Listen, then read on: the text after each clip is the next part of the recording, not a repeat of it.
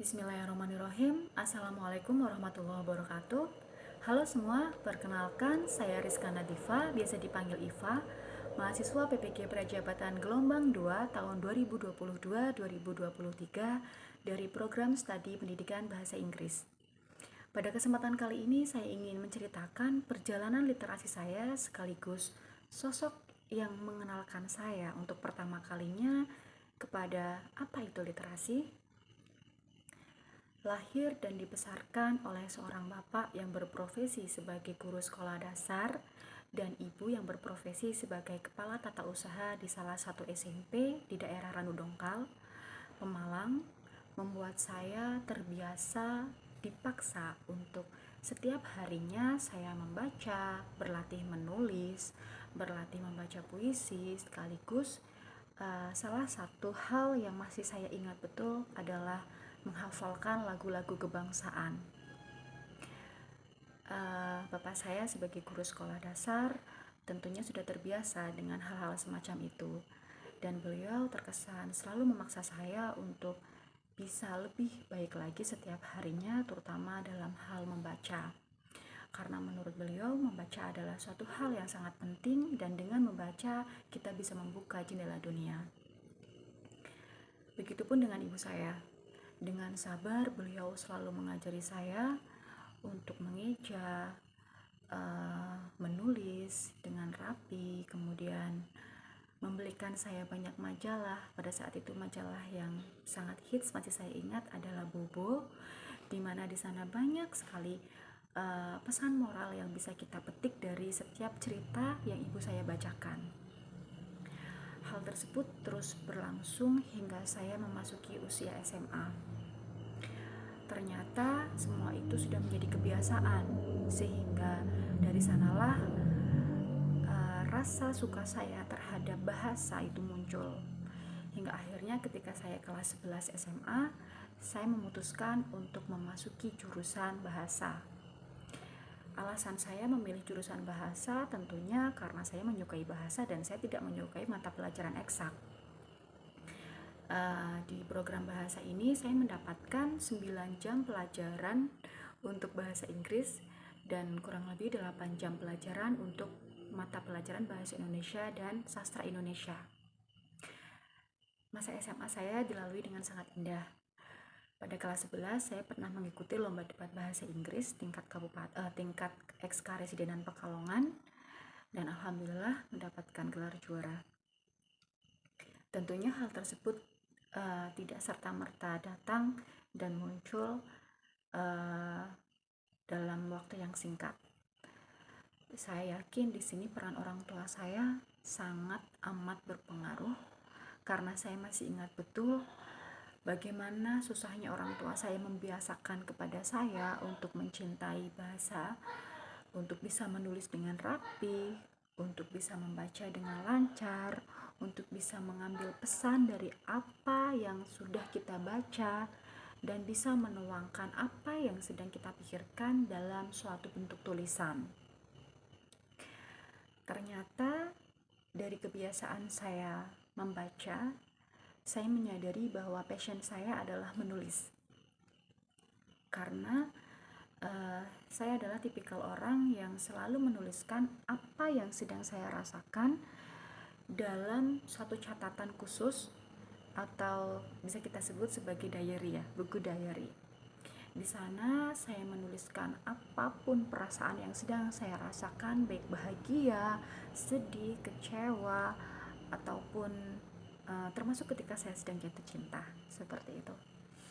Hingga akhirnya saya menyadari bahwa ternyata menulis adalah menjadi passion dan hobi saya. Memasuki usia perkuliahan, seperti mahasiswa pada umumnya, saya juga lumayan aktif untuk mengikuti beberapa lomba.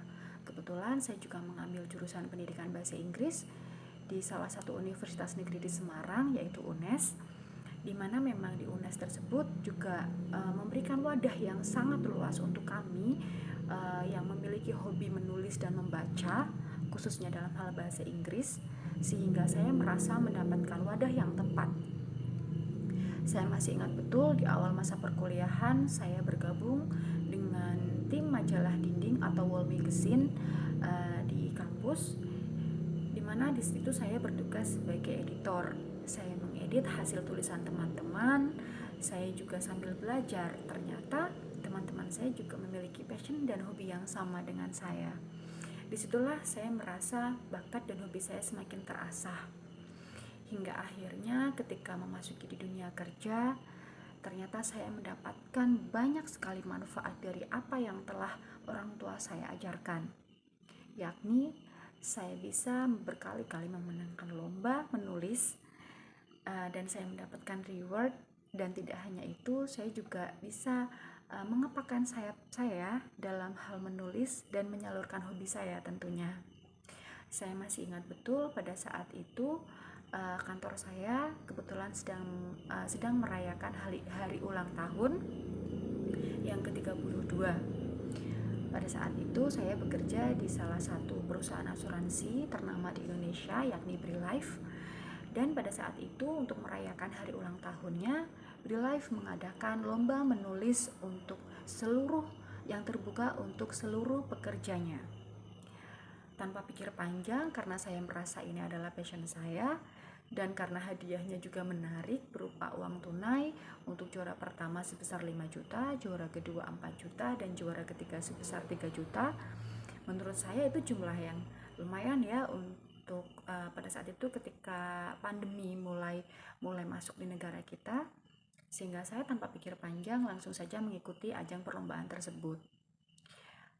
Tema dari ajang penulisan itu, lomba menulis itu adalah Inspiring Journey atau kisah inspiratif dari seluruh tenaga pekerja di BriLife. Saya menuliskan perjalanan saya untuk kembali berani memulai menjadi wanita karir, yang mana pada saat itu saya juga sudah menjadi seorang ibu dari seorang anak, dari seorang putra. Pada saat itu anak saya masih usia 2,5 tahun dan sudah saya tinggal pendidikan di Jakarta selama kurang lebih 2 minggu. Saya menceritakan bagaimana jungkir baliknya saya untuk bisa kembali menata hati saya, memupuk rasa kepercayaan diri saya untuk bisa kembali berkarya dan melanjutkan cita-cita almarhum ayah saya sedari saya kecil. Tanpa saya sangka, ternyata nama saya keluar menjadi juara 3 dari perlombaan tersebut.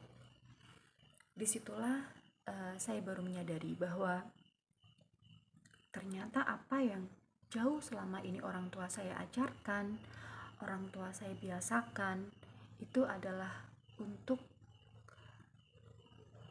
untuk menata saya, untuk menyiapkan saya meraih mimpi dan menyalurkan apa yang menjadi hobi saya. Saya yakin tidak ada sesuatu hal yang terjadi hanya karena kebetulan. Semua sudah Tuhan persiapkan dan semua sudah diperjuangkan. Termasuk pada hari ini saya bisa mengikuti program PBG Prajabatan ini dan bertemu dengan dosen-dosen hebat di Universitas Pancasakti Tegal ini, termasuk salah satunya Bu Yuvita, dosen pengampu mata kuliah literasi lintas mata pelajaran. Saya menganggap bahwa ini adalah doa sekaligus harapan dari kedua orang tua saya yang jauh sebelumnya sudah pernah mereka sampaikan kepada saya. Hanya saja mungkin pada saat itu saya belum memahami apa sebetulnya tujuan orang tua saya untuk memaksa saya terus-menerus setiap hari. Sekarang saya tahu bahwa literasi ternyata tidak hanya sebatas membaca dan menulis saja, tetapi literasi juga bisa kita sajikan dalam kegiatan yang tidak membosankan, seperti salah satunya tugas digital literasi yang sedang saya kerjakan pada kesempatan kali ini. Terima kasih kepada Bu Yuvita yang telah mengenalkan saya secara lebih lanjut kepada kegiatan-kegiatan literasi yang ternyata tidak hanya melulu sebatas membaca dan menulis saja. Demikian sedikit cerita tentang perjalanan literasi saya. Kurang lebihnya mohon maaf. Wassalamualaikum warahmatullahi wabarakatuh.